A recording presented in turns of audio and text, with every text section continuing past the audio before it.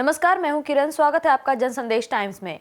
बरेली के देवचरा में किसान सम्मेलन को संबोधित करते समय भाजपा के राष्ट्रीय उपाध्यक्ष और प्रदेश प्रभारी राधा मोहन सिंह की फिसली जुबान, उन्होंने योगी को बताया प्रधानमंत्री। कहा, देश के प्रधानमंत्री योगी जी ने हर जगह लगा दिए ऑक्सीजन प्लांट। वहीं इंदिरा गांधी और राहुल गांधी का नाम लिए बगैर उन्होंने निशाना साधा। राजकुमार को तो गेहूं और बाली में अंतर भी नहीं पता। एक देश की शक्तिशाली प्रधानमंत्री थी जिन्हें मां बहनों के आंखों के आंसू नहीं दिखाई दिए, लेकिन हमारे प्रधानमंत्री मोदी ने उज्ज्वला योजना शुरू करके मां बहनों को गैस सिलेंडर दिए। आपको बता दें कि भारतीय जनता पार्टी किसान आंदोलन की डैमेज कंट्रोल में जुट गई है, जहां एक तरफ पश्चिमी उत्तर प्रदेश में भारतीय जनता पार्टी ने जन विश्वास यात्रा शुरू कर दी है, तो वहीं दूसरी तरफ किसानों के सम्मेलन भी शुरू हो गए हैं। बरेली के 2 चरण में भारतीय जनता पार्टी के राष्ट्रीय उपाध्यक्ष और प्रदेश प्रभारी राधा मोहन सिंह ने किसान सम्मेलन का आयोजन किया और किसानों को संबोधित करते हुए कहा कि हमारी सरकार में किसान सर्वोपरि है। पूर्व प्रधानमंत्री मनमोहन सिंह ने कहा था कि इस देश के खजाने पर एक खास वर्ग का अधिकार है, लेकिन मोदी जी ने कहा कि इस देश के खजाने पर किसानों का अधिकार है।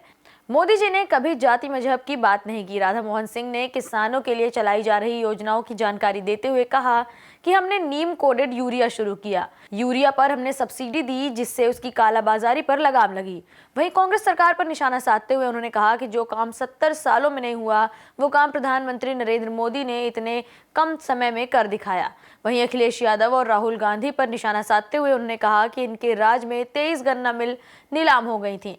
योगी राज में एक भी गन्ना मिल बंद नहीं हुई, बल्कि 3 नई गन्ना मिल चालू की गई और 3 नए चीनी मिलों को रिकंस्ट्रक्शन कराया गया। साथ ही 13 चीनी मिलों का विस्तार हुआ। 2004 से 14 तक ये लागू नहीं किया, लेकिन जब प्रधानमंत्री मोदी बने तो पहला काम किया कहा कि 1 साल के अंदर सबको नीम कोटेड करो। और आज कर सकते हैं, पिछले 100 वर्षों से हिंदुस्तान के अंदर एक दाना भी यूरिया निकलता है तो नीम कोटेड निकलता है और अब केमिकल फैक्ट्रियों को नहीं जाता है। किसान का पैसा सब्सिडी का किसान के पास आता है। बढ़िया डीएपी दाम था पहले 1200-1400, सरकार 200 रुपया सब्सिडी देती और दुनिया में जो बाहर से आता है, विदेश से आता है, इसका दाम हो गया 2400 रुपया। अबे 2400 रुपया हुआ और कोरोना के काल में ये विदेश में सारे जगह जो स्थितियां थी वो विदेश में भी प्रभावित हुआ। ये 2400 जब दाम हुआ, एक सप्ताह के अंदर जब प्रधानमंत्री जी को पता चला कि भाई ये 1200 पहले मिलता था, 1400 में 200 रुपया हम देते थे, अब तो किसान को 2200 देना पड़ रहा है।